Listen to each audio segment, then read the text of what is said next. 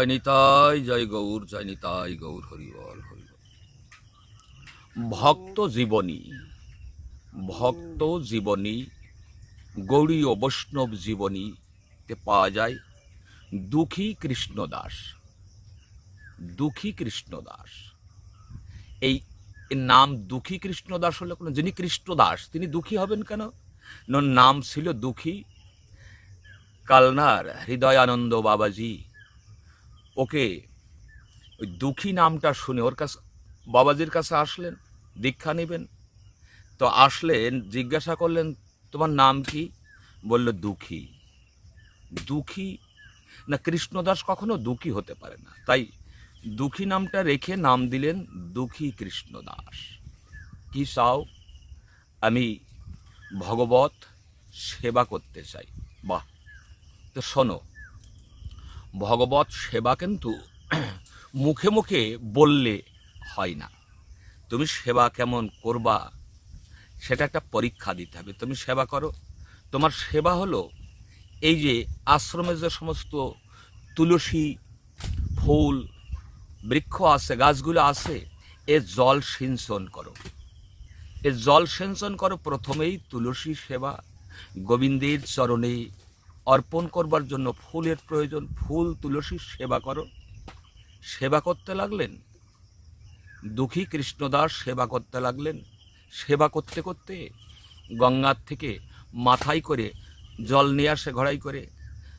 এইভাবে জল আনতে আনতে, প্রত্যেক দিন আনতে আনতে আনতে আনতে ওই ঘোড়াটার, কলসিটার তলা লেগে মাথায় ঘা হয়ে গেছে। ঘা হয়ে গেছে। ঘা হয়ে যাওয়ার পরে ওই ঘাতে পোকা হয়ে গেছে। তো পোকাগুলো পড়ে গেলে, পোকাগুলো যখন মাটিতে পড়ে যায়, পোকাগুলো তুলে নিয়ে আবার ঘায়ের পর দেয়। তোমরাও আমাকে ছেড়ে যাচ্ছ। এইভাবে করতে করতে একদিন মাথায় ফেটা বেঁধে, কাপড়ের একটা ফেটা বেঁধে তার উপরে কলসি দিয়ে গঙ্গার থেকে জল নিয়ে এসে তুলসী ফুল গাছে দেয়। একদিন দেখা হয়ে গেছে, হৃদয়ানন্দ বাবাজির সঙ্গে দেখা হয়। বলছে, কৃষ্ণদাস, এই বুঝি তোমার সেবা? হ্যাঁ, এই বুঝি তোমার সেবা? সংসার ছেড়ে ভগবত সেবায় আসছো, আবার সুখের ব্যবস্থা, মাথায় পাগড়ি কেন? তার বলবেন না। কেন পাগড়ি বেঁধেছো বলো? বলতে চাই না। না, পাগড়ি কেন বেঁধেছো বলো? আরাম যদি করবা তাহলে সংসার ছেড়ে এই আশ্রমে কেন আসছো? কেন আসছো বলো? না গুরুদেব, বলতে না, না বলতেই হবে। বলতে বলতে যখন গুরুদেব নাছোড়বান্দা, না শুনবেনই না, তখন পাগড়িটা গুরুদেব জোর করে যেই খুলে দিয়েছে, দেখে মাথায় ঘা, ঘায় পোকা হয়ে গেছে। বলে, দুঃখী কৃষ্ণদাস রে, তুই আমার কাছ থেকে দীক্ষা নিয়ে কি ভক্তি লাভ করবি? তুই তো ভক্তি নিয়েই আসছিস, তুই তো ভক্তি নিয়েই আসছিস। এমনভাবে সেবা, তুই যদি আগে বলতি তাহলে আমি ডাক্তারের দিয়ে ওষুধের ব্যবস্থা করতাম। না, ওষুধের ব্যবস্থা করলে আমি তো এই সেবা থেকে বঞ্চিত হতাম। ডাক্তার পটুটি বাঁধে দিত যে এরপরে কোনো আঘাত যেন না লাগে। আমি যে কৃষ্ণ সেবা থেকে বঞ্চিত হতাম। হৃদয়ানন্দ বাবাজি বললেন, দুঃখী রে, দুঃখী রে, তোর এত ভক্তি, তুই এক কাজ কর, তুই বৃন্দাবনে চলে যা। বৃন্দাবনে যেয়ে জীব গোস্বামীর চরণে প্রণাম করে ওখানে ভজন কর। গুরুদেবের আদেশ নিয়ে দুঃখী কৃষ্ণদাস চলে গেছেন বৃন্দাবনে।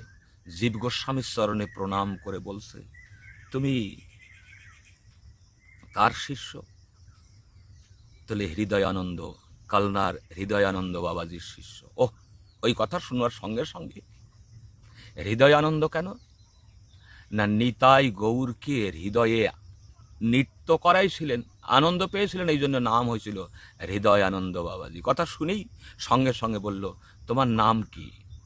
আমার নাম হলো দুঃখী কৃষ্ণদাস। দুঃখী কি কৃষ্ণদাস আবার দুঃখী হয় নাকি?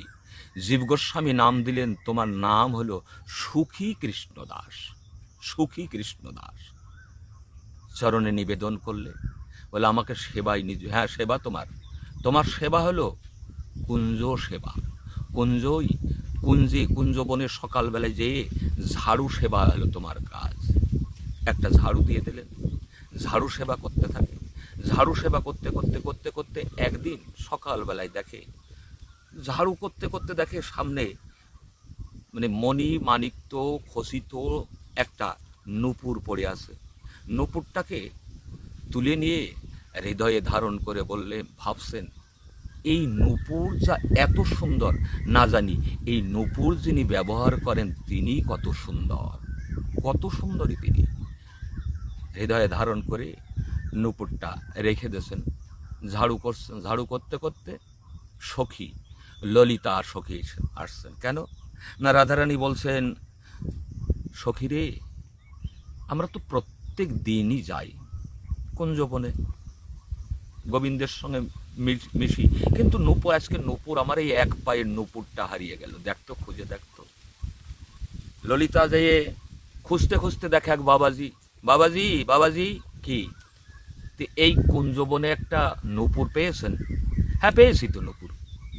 তাহলে নূপুরটা আমার, নূপুরটা দেন। নূপুরটা আমার, আমি তো এইভাবে দেব না, দেখি। তোমার তো দুই পায়েই নূপুর আছে, তাহলে তোমার নূপুর হলো কি করে? না না, আমার ওই সখীর নূপুর। সখীর নূপুর? তুমি মিথ্যাবাদী। তাহলে সখীকে নিয়ে এসো, সখীকে নিয়ে এসো, আমি দেখব আর একটা পায়ের যে নূপুর আছে ওই নূপুরের সঙ্গে মিলাইয়ে দেখব, যদি মিলিয়ে যায় তাহলে আমি দিয়ে দেব।